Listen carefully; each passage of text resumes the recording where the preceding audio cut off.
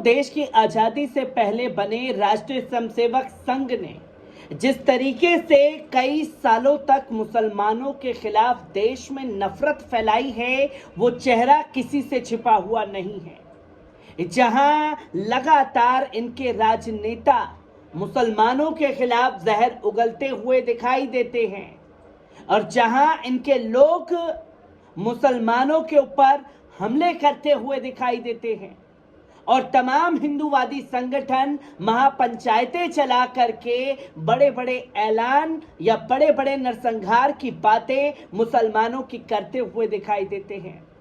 राष्ट्रीय स्वयंसेवक का कोई भी राजनेता इस पर बोलने से हमेशा बचता रहा, पर इनके जवाब पर कोई जवाब मौलाना तौकीर रजा खान दे दें तो पूरा राष्ट्रीय स्वयंसेवक संघ, भारतीय जनता पार्टी, तमाम हिंदूवादी संगठन के लोग मोर्चा खोल देते हैं और राष्ट्रीय स्वयंसेवक संघ ने मौलाना तौकीर रजा खान को देश के लिए बड़ा खतरा बता दिया है। आपको बता दें कि हरियाणा के पानीपत में 3 दिन से चल रही संघ के प्रतिनिधि सभा की बैठक के आखिरी दिन संघ के सर कार्यवाहक दत्तात्रेय होसबाले ने सामाजिक समरसत्ता में संघ के रोड मैप और आरएसएस के 100 साल पूरे होने पर इसके कार्य योजना की जानकारी लोगों के सामने रखी। दत्तात्रेय ने हिंदू राष्ट्र के मुद्दे पर कहा कि भारत 100 सालों से हिंदू राष्ट्र है, था और रहेगा। ये एक सांस्कृतिक अवधारणा है।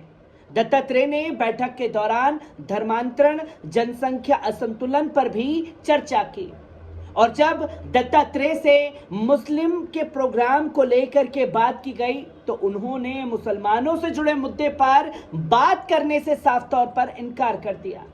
हालांकि उन्होंने कहा कि अगर मुसलमानों की तरफ से उनके पास कोई बुलावा आता है कि आप हमारे साथ बैठ करके चर्चा कीजिए, तब हमें चाय पीने में कोई ऐतराज नहीं होगा।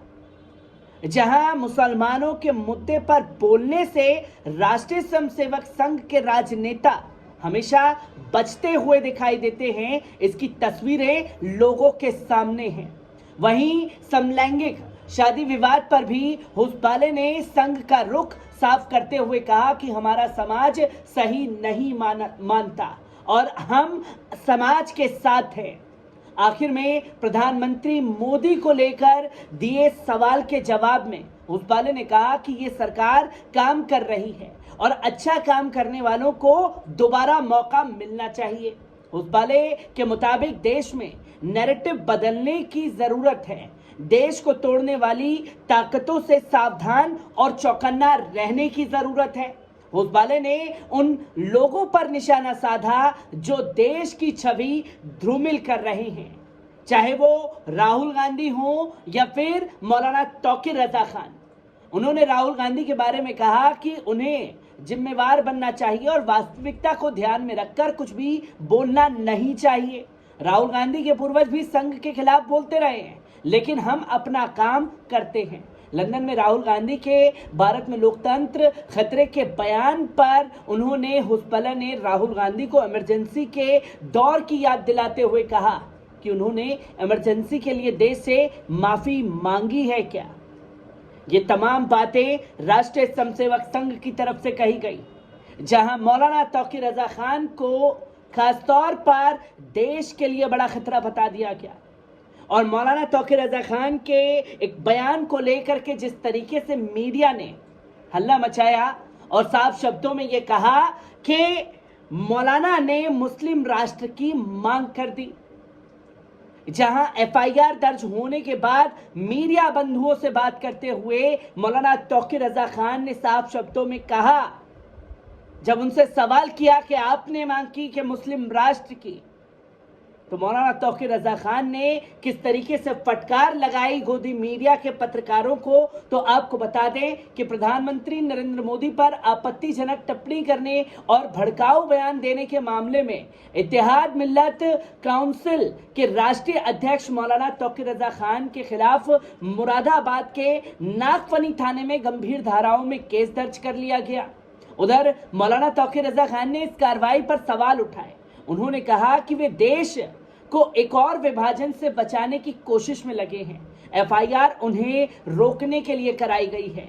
अगर वे सच में गलत हैं तो उनके खिलाफ देशद्रोह का मुकदमा दर्ज क्यों नहीं किया? अगर आपको लगता है कि मैंने गलत किया है तो करिए देशद्रोह का मुकदमा दर्ज। तो बता दें कि मौलाना तौकीर रजा खान ने 15 मार्च से बरेली में प्रस्तावित अपनी तिरंगा यात्रा के लिए संपर्क कार्यक्रम के दौरान 11 मार्च को मुरादाबाद में प्रेस वार्ता की थी। इसी में उन्होंने प्रधानमंत्री की तुलना धृतराष्ट्र से की थी। कहा था कि खालिस्तान की मांग करने वालों की तरह हिंदू राष्ट्र की मांग करने वाले लोगों के ऊपर भी ऐसे ही मुकदमे चलाए जाएं। जो लोग देश में हिंदू राष्ट्र की मांग कर रहे हैं उन लोगों के ऊपर कोई कार्रवाई नहीं की जा रही। तो अगर हिंदू राष्ट्र की मांग करने वाले जायज हैं तो खालिस्तान की मांग करने वाले कहां से नाजायज हैं? और अगर वो गलत हैं तो ये गलत क्यों नहीं? और अगर खुदा ना खास्ता कल को मेरे मुस्लिम नौजवान खड़े हो जाते हैं मुस्लिम राष्ट्र के लिए तो क्या सवाल खड़े किए जाएंगे? जहां उनके बयान को तोड़ मरोड़ करके पेश करने की कोशिश गोदी मीडिया ने की। एसएचओ नागफनी जसपाल सिंह गवाल ने बताया कि वायरल वीडियो के आधार पर दांग चौकी प्रभारी ओमपाल सिंह ने मौलाना तौकीर रजा खान के खिलाफ समाज में शत्रुता बढ़ाने, धार्मिक भावनाओं को ठेस पहुंचाने, सांप्रदायिक भावनाओं को भड़काने और आपत्तिजनक टिप्पणी आदि के मामले में ये एफआईआर उनके ऊपर दर्ज की गई है। उधर एफआईआर दर्ज होने के बाद बरेली में पलटवार करते हुए आईएमसी प्रमुख मौलाना तौकीर रजा खान ने साफ शब्दों में कहा कि कातिलों पर कार्रवाई नहीं हो रही।